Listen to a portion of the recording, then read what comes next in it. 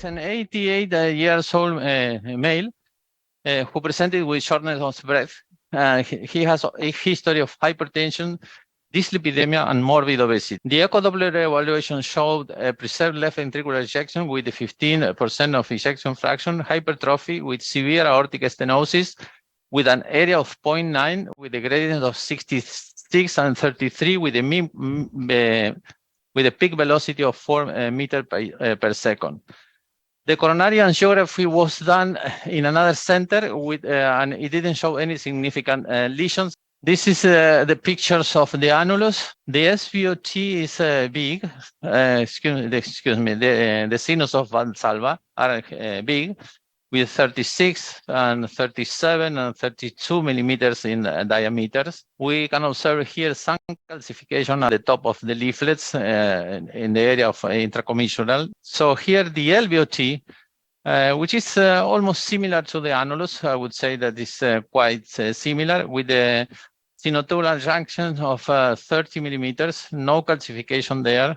This is also good. And here we observe the ascending aorta with the 31 millimeters in diameter.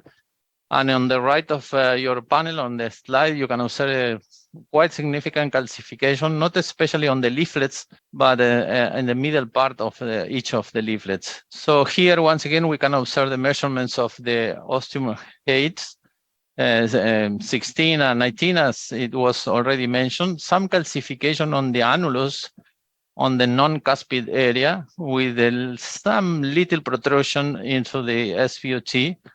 Not that big, but this we are going to be careful with the over dilatation of this. So this is the angulation, which was already referred, 67 degrees, as probably the main reason we have chosen a balloon expandable valve with a deflectable catheter for a better orientation in this angulated aorta. We observe a significant calcification of the mitral annulus.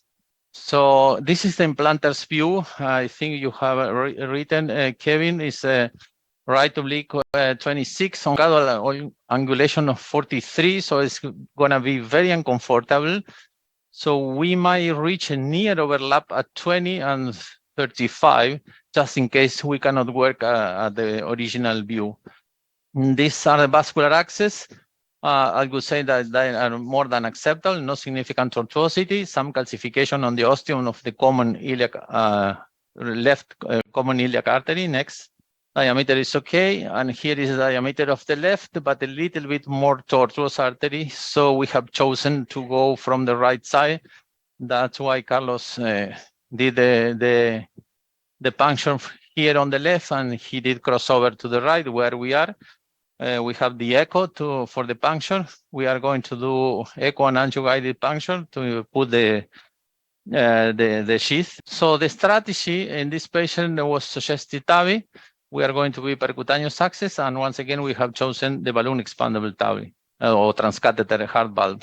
So according to this instruction for use from Edwards, according to diameters and areas, we have selected a 29 device, but with the 29, we have calculated the oversizing. The oversizing at nominal is going to be close to 15. I decided to go with 29, but with 1 cc less. The 29 is going to be 11 oversizing, so I think this is a good option for starting. And in case we have a leakage or something like this, we can add some 1 or 2 cc more if they are necessary. Let's go to the lab. Let's see here the groin. So now you can move the table or the arc. It's too deep due to the morbid obesity of this patient, so we have to use everything, the echo and the angio all together.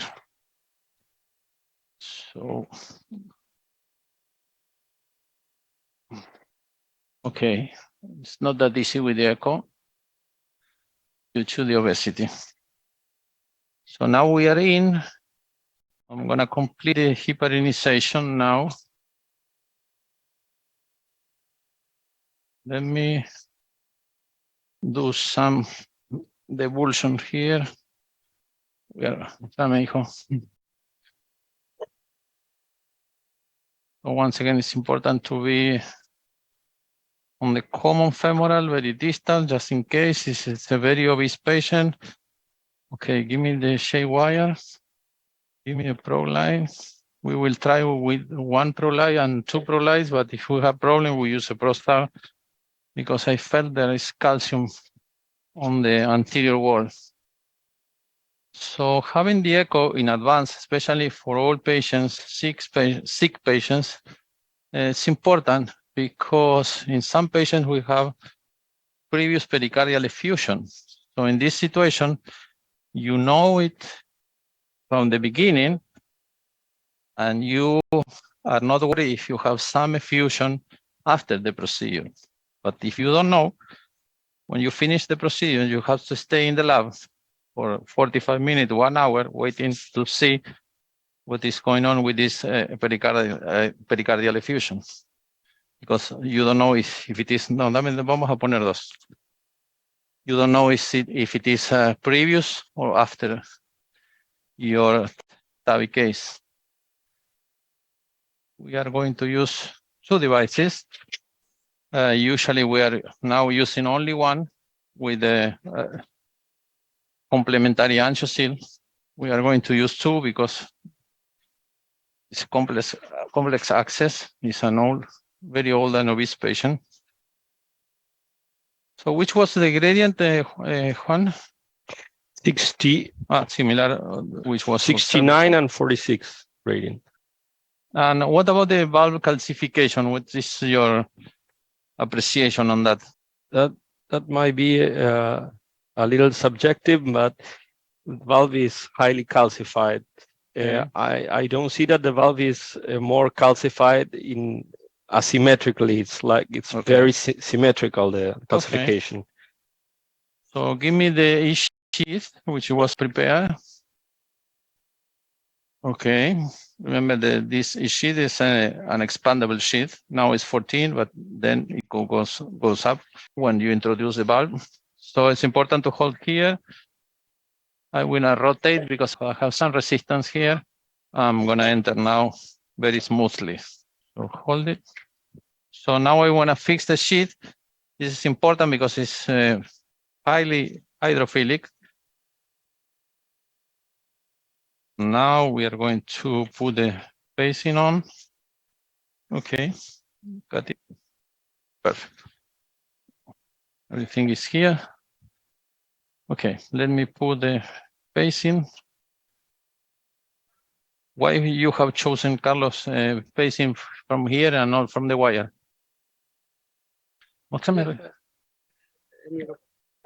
Okay. So this is a patient with left anterior hemiblock. So we will put the pacing. It's late in the afternoon, trying to be sure first. We have a good pacing during deployment, and then that the patient is protected overnight, just in case. Let's take the time for the valve preparation. Okay, we will try to cross the valve with the pigtail, but in case we need it, we have to prepare the Amplatz catheter with a straight wire. El marcapaso lo dejaste a cuánto? Okay.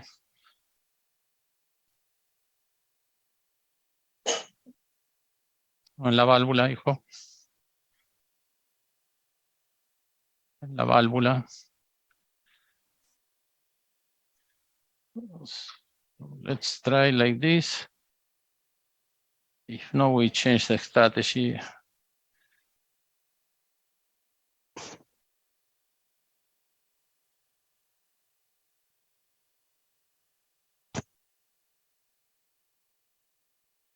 So when we have a significant calcification, we try to pre-dilate, but I think this is not going to be the case. Oblicua derecha.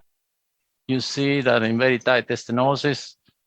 Now we are going to introduce the other pigtail. So we will measure the gradient. Mostrame más arriba.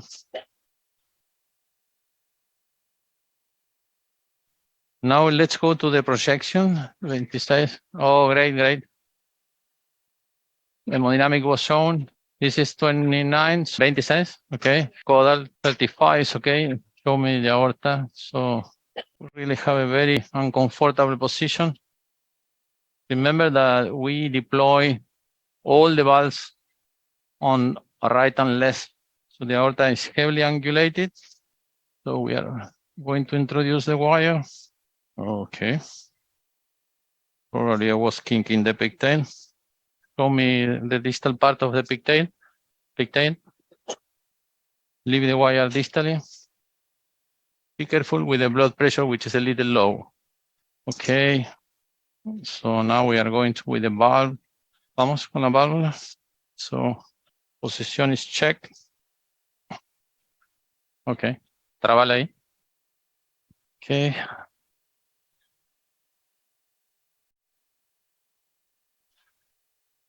Oh, I had to make an effort here to introduce the valve. So that's important to have the view of the wire that is in position and also the set because we have to prepare the valve. So now the valve is out. No tome. Ahí.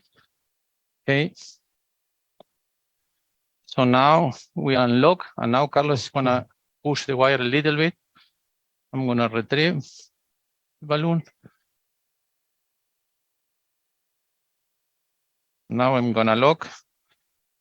I think it's okay. Push the wire a little bit. And now I will introduce the balloon into the valve.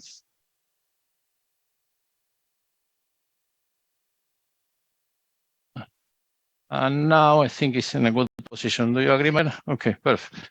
So let's move. Let's go up to see how we are moving on the aortic arc where we have significant curvature. I'm going to start to rotate here. So the device is moving. Okay. So now I have a flexion of the device. And now let me see if we can cross. I think we are cross. Let me test, very small test. Give me a second. Give me an unplugged wire. Okay. I'm going to reposition the pigtail. As you can see, despite the tortuosity and the calcification, the valve moves okay and went in perfectly. So now we have to go to the working position, the valve a little bit deeper, probably. Now I'm going to lock to retrieve the catheter, leaving the wire in the position. Let's see test. Okay, I think we are okay there. A little bit deep or no? Dale. Dale. Todo. 1, 2, 3, 4, 5. Marca paso afuera. Okay, we decrease very slowly. Okay, give me a little bit where the position is. You see the position, I think it's perfect. Give me the unplugs. I like to do a little test with the device in, just in case I have to, if I have a huge perivalvular leak, I can inflate without moving too much.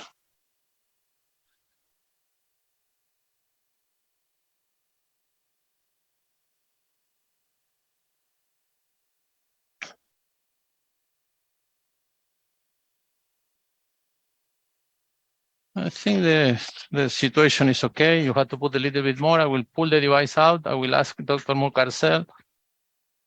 Testing and using my loop of the wire for retrieving the device. I'm going to take in some curve out, and the wire is causing some extra systoles. Menos caudal. So we can show the echo with the wire still in place, and then we will do the ancho. okay. The problem we are having is that for this TAVI case, we have only taken 27 minutes. We still have 33. So the wire is in, but I still want to leave it just in case The valve looks fully expanded. We have no leaks. We have no pericardial effusion. Very A small. small leak. There you have it, 16 and almost 8, the gradients. Okay, let's see the right caudal view. Probably there is okay. There, let's keep it there. So we have acceptable view there, but I need to advance the pigtail with an amplas wire because we have a lot of tortuosity in the aortic arc. To be honest, while I was advancing the valve, I thought that I should have used a Landerquist, but finally it was not necessary. Okay, let's see, Ancho there. Oh, it's not. Oh, I think the outcome is perfect. Let's go with the pigtail. The position is really okay, probably 3-4 millimeters deep, no more. So, Carlos, you can keep retrieving the device, leave the wire there, just to retrieve with the pigtail.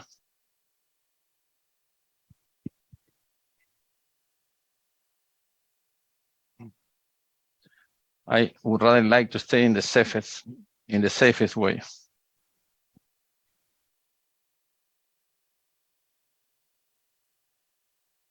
So we'll check gradient from here, from hemodynamics.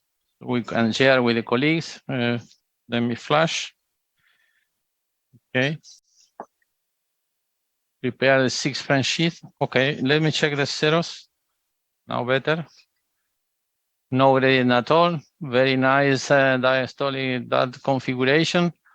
So, okay, give me light, put the arc in AP view. Let's go with the contralateral balloon. Give me the balloon just in case. Okay, I leave the wire here. So I pull this pigtail, which I think it was perfect. We don't have any kind of conduction disturbances so far. Now we are trying to protect the iliac artery because this is a patient with some calcification and also diseased iliac artery or femoral artery. So I will pull the sheath. Carlos is going to hold the groin, and then I'm going to introduce the 7th French sheath.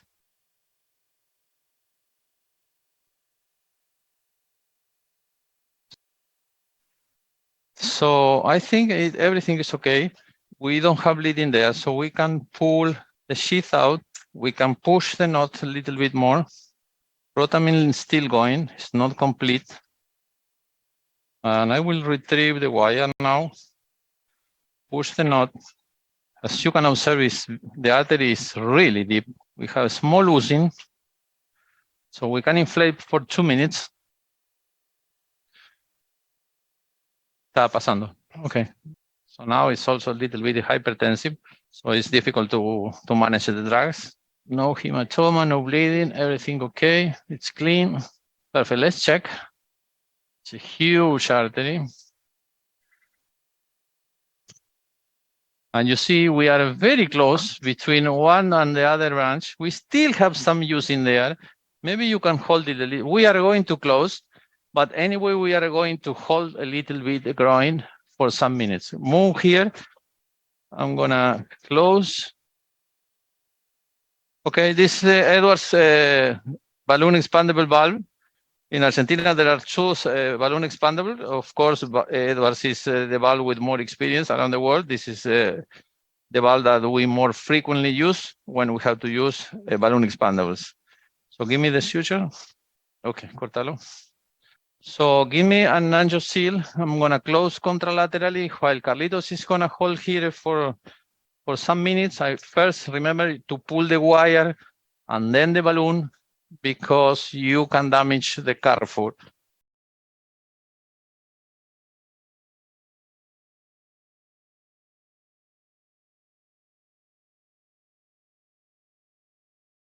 Okay, no questions so far.